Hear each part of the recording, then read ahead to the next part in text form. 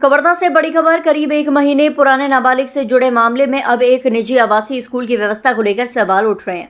मामले में आरोपी के खिलाफ पहले ही एफआईआर दर्ज हो चुकी है। पुलिस कानूनी कार्रवाई कर रही है, लेकिन अब आदिवासी विकास परिषद ने प्रेस कॉन्फ्रेंस कर स्कूल प्रबंधक और हॉस्टल की निगरानी व्यवस्था पर सवाल उठाते हुए एसआईटी जांच की मांग की है। दरअसल एक नाबालिग छात्रा आवासीय स्कूल में रहकर पढ़ाई कर रही थी। घटना के बाद भी छात्रा कई महीनों तक हॉस्टल में रही। बाद में उसकी तबीयत खराब हुई और परिजन उसे अपने साथ घर ले गए। इसके कुछ दिन बाद छात्रा ने बच्चे को जन्म दिया। इस मामले में संबंधित थाने में आरोपी के खिलाफ एफआईआर दर्ज हो चुकी है और पुलिस पूरे मामले की जांच कर रही है। लेकिन अब आदिवासी विकास परिषद ने स्कूल की व्यवस्था को लेकर कई सवाल खड़े कर दिए। परिषद का सवाल है कि जब नाबालिग छात्रा लंबे समय तक हॉस्टल में रह रही थी तो उसकी स्वास्थ्य स्थिति पर निगरानी क्यों नहीं रखी गई? क्या हॉस्टल में रहने वाली छात्राओं की नियमित स्वास्थ्य जांच होती थी? क्या वार्डन और महिला स्टाफ की ओर से छात्राओं की स्वास्थ्य स्थिति की नियमित निगरानी की जाती थी?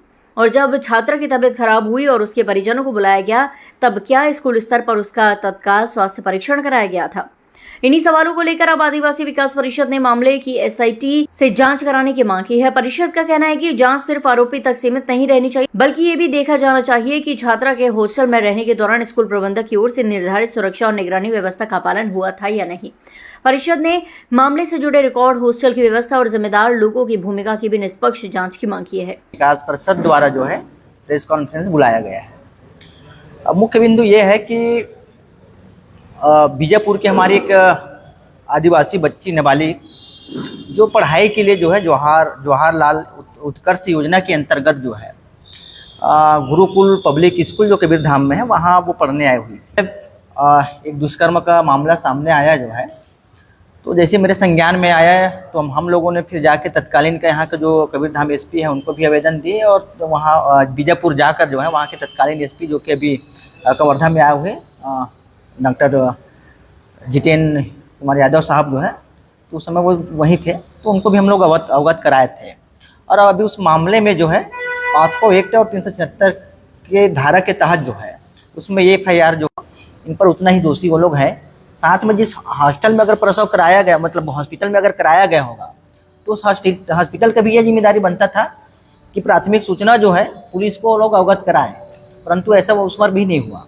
साथ में संदेह का ये भी है कि भाई तो क्या स्कूल प्रबंधक को पता नहीं चला? क्या वहाँ के जो आश्रम हॉस्टल में रहने वाली जो अधीक्षिका हो या वार्डन हो उनको पता नहीं चला? क्या यहाँ स्कूल संचालक जो ऑनर है उनको पता नहीं चला? ऐसे कैसे हो सकता है? तो फिर हम लोगों ने जांच पड़ताल और किया तो उस पर यह पता चला कि इनके द्वारा जो है जब जानकारी स्कूल प्रबंधक को हुआ तो परिवार वालों को बुलाया गया बाकायदा, और उसके बाद जो है स्कूल परिसर से बाहर उनका प्रसव भी कराया गया। ये तथ्य सामने आया है। अब क्या उस पर है वो तो जांच के विषय है कि कहाँ कराया, कैसा कराया है। परंतु आवापल्ली थाने में, बीजापुर थाने में जो है अब मामला ये। वहीं स्कूल प्रबंधक की ओर से कहा गया है कि मामला वर्तमान प्राचार्य के कार्यकाल से पहले का है। छात्रा को परिजन अपने साथ लेकर गए थे और बाद में उसकी तबीयत खराब होने की जानकारी मिली थी। मेडिकल जांच क्यों नहीं कराएगी? इस सवाल पर स्कूल प्रबंधक ने तत्कालीन जिम्मेदार अधिकारियों से जानकारी लेने की बात कही है। मुझे नहीं पता आदिवासी विभाग वाले क्या आरोप लगा रहे हैं, है ना, तो आप स्पष्ट करेंगे तो मैं बता पाऊंगा।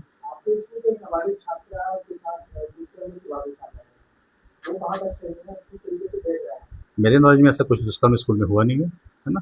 और मैंने प्रेस पेपर में बीजापुर का पढ़ा था, वहाँ पे कुछ एक लड़के के ऊपर उनके परिवार वालों ने लगाया है और वो जांच कोर्ट में चल रहा है। आज भी कोर्ट में पेशी थी, है ना, तो वहाँ से जो भी रीजन आएगा उसमें आपको पता लग जाएगा कि क्या है। वो बच्चे आपके स्कूल में अध्ययनरत थी? अध्ययनरत थी। ये कहा जा रहा है तो आवासीय जो है हॉस्टल में रहती थी और 8 माह का उनका जो गर्भ था, लगातार रूटीन चेकअप होता है, स्वास्थ्य परीक्षण होता है, क्या इन दौरान स्वास्थ्य परीक्षण नहीं हुआ? अब वो उस समय के प्रिंसिपल बता पाएंगे, मैं नहीं बता पाऊंगा इस बारे में, क्योंकि मैं उस समय प्रिंसिपल नहीं था। तो ज्ञानेंद्र सर हैं, उनका नंबर चाहिए तो ले लीजिए आप मेरे से, उनसे कांटेक्ट करके बात कर लीजिएगा कि उस समय करवाए थे कि नहीं करवाए थे। नहीं, रेगुलर चेकअप क्या होगा? रेगुलर चेकअप का मतलब ये होता है कि उसका तबियत खराब है कि ये पूछा जाएगा। किसी बच्चे का कि उसे प्रेगनेंसी टेस्ट थोड़ी कराया जाएगा स्कूल में, पेरेंट्स चढ़ जाएंगे मेरे ऊपर क्योंकि मेरे बच्चे का प्रेगनेंसी टेस्ट क्यों करवा रहे हो? तो ये तो बिल्कुल खिलाफ है ना। हम किसी बच्चे का प्रेगनेंसी टेस्ट नहीं करते। हाँ, हम बच्चे की तबियत खराब है उस चीज़ को ऑब्जर्व करते हैं बस। बच्ची के साथ क्या मामला हुआ था? कब वो यहाँ से स्कूल छोड़ के गई? कैसा क्या घटनाक्रम हुआ था?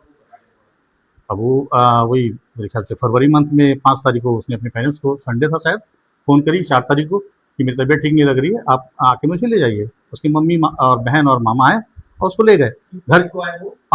4 या 5 तारीख को, एग्जैक्टली मेरे याद नहीं है, 4 या 5 तारीख को है फरवरी, है ना। हाँ जी, वो आके ले गए। उसके बाद घर जाने के बाद उनका कोई इन्फॉर्मेशन नहीं था। फिर यहाँ से कांटेक्ट किया तो उन्होंने बताया कि उसकी तबीयत खराब है, वो स्कूल नहीं आ पाएगी अभी, क्योंकि हम लोग को यहाँ पे रिपोर्ट भेजना पड़ता है कि सीबीएसई में, तो उसमें सीबीएसई में लिख देते कि स्वास्थ्य कारणों से वो बच्चे एग्ज़ाम नहीं दे रही है, इसलिए इस साल एग्ज़ाम नहीं दे पाएगी।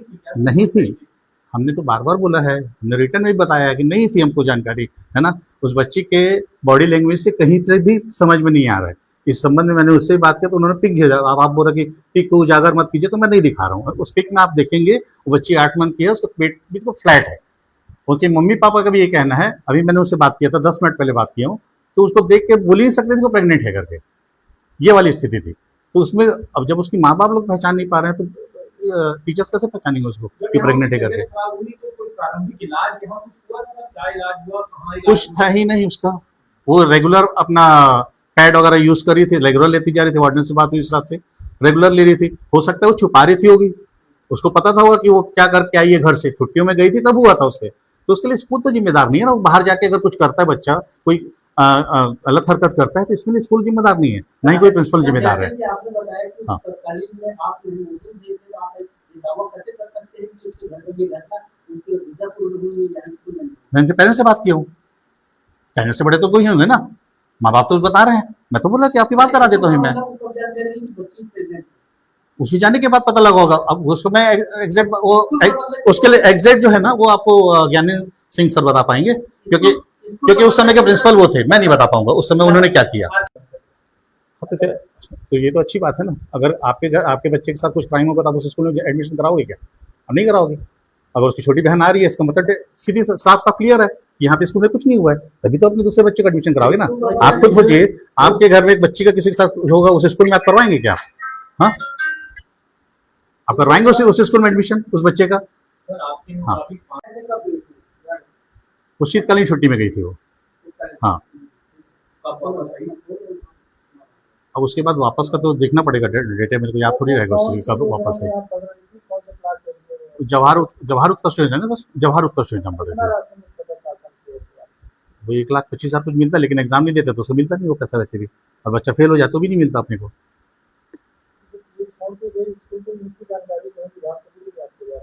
होगी ना, उसकी जानकारी दे दी गई उनको विभाग को।